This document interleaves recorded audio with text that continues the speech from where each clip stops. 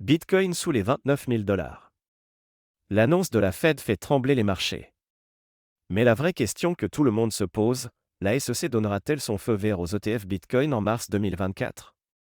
Aujourd'hui, on déchiffre cette énigme. Salut à tous. Bienvenue sur la chaîne.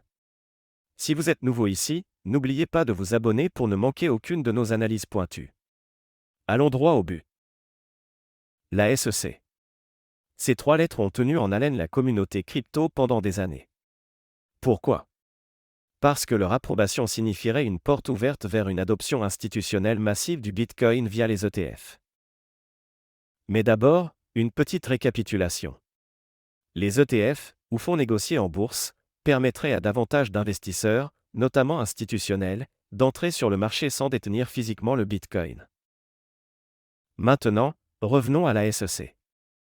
Historiquement, ils ont été prudents, voire réticents, à approuver les ETF liés aux cryptos, citant des préoccupations en matière de volatilité, de manipulation et de surveillance du marché. Mais mars 2024 s'annonce différent. Pourquoi? Parce que la SEC ne peut plus se permettre d'attendre. Avec l'évolution rapide du paysage des cryptos et la pression grandissante des marchés et institutions, ils doivent prendre une décision. Et parlons de cette chute brutale du Bitcoin après l'annonce de la Fed. Le lien est-il direct? Absolument. La Fed a clairement indiqué son intention de combattre l'inflation.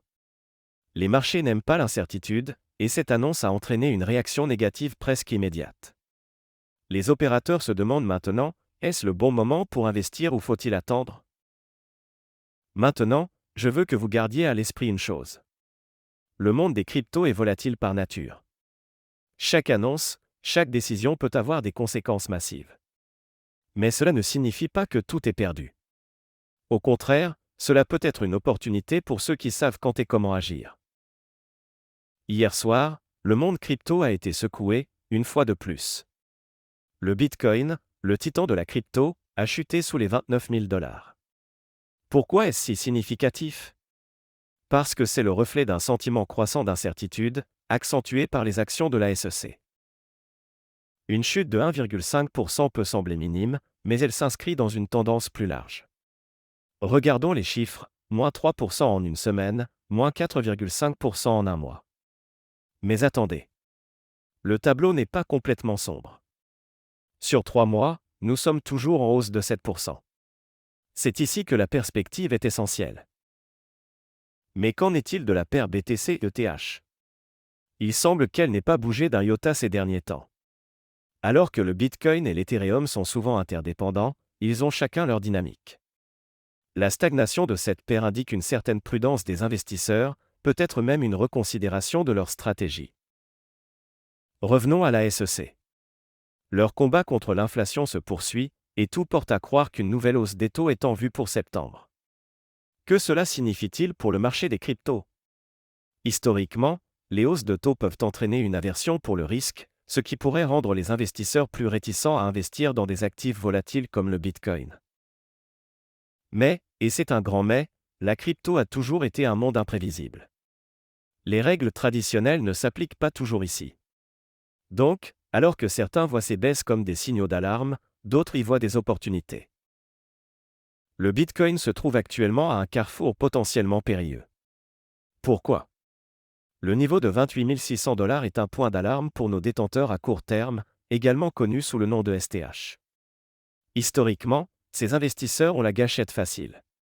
Si le Bitcoin glisse en dessous de leur prix réalisé, ils sont connus pour vendre, et vite.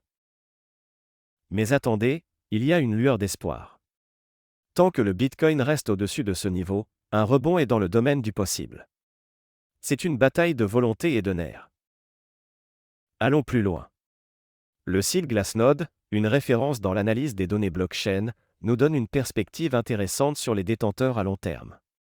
Leur prix réalisé? Autour des 20 000 $. C'est bien en dessous de notre seuil actuel.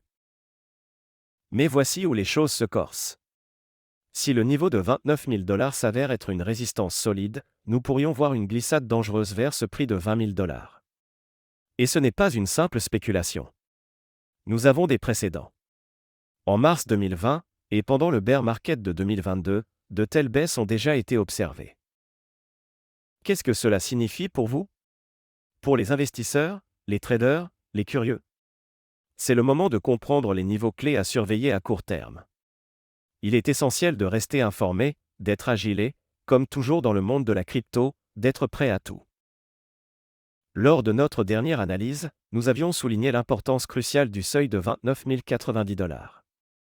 Les acheteurs avaient une tâche claire, conserver ce niveau. Mais malheureusement, ils n'ont pas tenu bon, et ce qui était redouté s'est produit. Le cours a chuté et nous voilà de retour à un niveau de support crucial sur le graphique de 4 heures, soit 28 500 $. Ce niveau de 28 500 $ joue un rôle de tampon, une ligne de défense. Un rebond à partir de ce point est tout à fait envisageable, et cela nous place actuellement dans un range précis entre ce support de 28 500 $ et une résistance à 29 800 $.